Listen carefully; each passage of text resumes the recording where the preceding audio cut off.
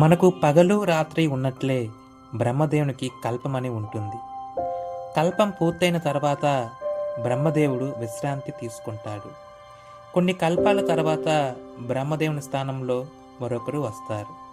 అలాంటి ఒక కల్పం పూర్తయ్యే సమయంలో బ్రహ్మదేవునికి నిద్ర వస్తుంది. నిద్ర వచ్చిన బ్రహ్మ పెద్దగా ఆవలిస్తాడు. అలా ఆవలించినప్పుడు వేదాలు నోటి నుండి జారిపోతాయి. ఈ వేదాలను హయగ్రీవుడు అనే రాక్షసుడు చూస్తాడు. వెంటనే వాటిని దొంగలించుకొని పోతాడు. విష్ణుమూర్తి ఆ వేదాలను తిరిగి బ్రహ్మకు ఇవ్వాలని అనుకుంటాడు. సత్యవ్రతుడు ఆ సమయంలో తపస్సు చేస్తూ ఉంటాడు. అతనికి ఒక చేప దొరుకుతుంది. సత్యవ్రతుడితో ఆ చేప ఇలా పలుకుతుంది, నన్ను రక్షించు, ఎక్కడైనా సురక్షితంగా నన్ను ఉంచు అని అంటుంది. సత్యవ్రతుడు ఆ చేపను తన కమండలంలో ఉంచుతాడు. మరుసటి రోజుకు అది పెద్దదిగా మారుతుంది. తరువాత దాన్ని ఒక పెద్ద కుండలో ఉంచుతాడు. వెంటనే ఇంకా పెద్దదిగా మారుతుంది.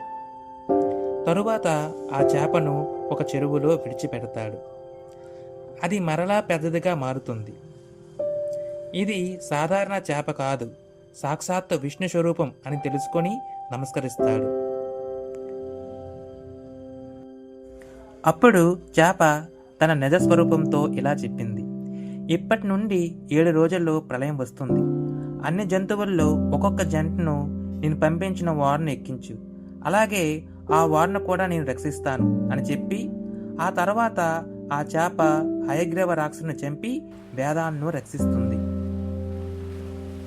7 రోజుల తర్వాత ప్రళయం వచ్చే సమయంలో పెద్ద ఓడలో సప్తఋషులను అన్ని జంతువులను సత్యవ్రతుడు ఓడలోకి ఎక్కిస్తాడు.